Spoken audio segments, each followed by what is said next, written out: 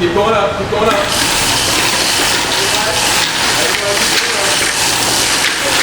Columbus and Cincinnati got involved with this program back in 1999 when the Fish and Wildlife Service had a whole bunch of extra manatees in Florida and those facilities couldn't hold them any longer.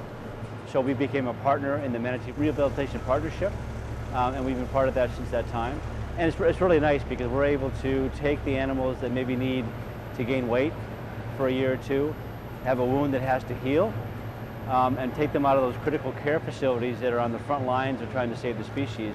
And we can kind of provide kind of a secondary place for those animals to go. And then once they get well enough, they can go back to Florida and they get released back to the wild, which is the whole point of the whole program.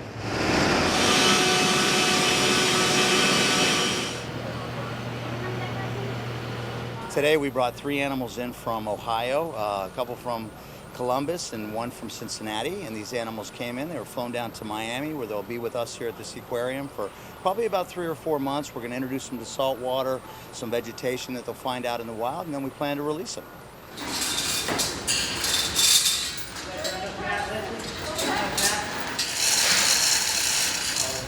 Yep. Okay, go ahead and set your end down. We'll pull it up.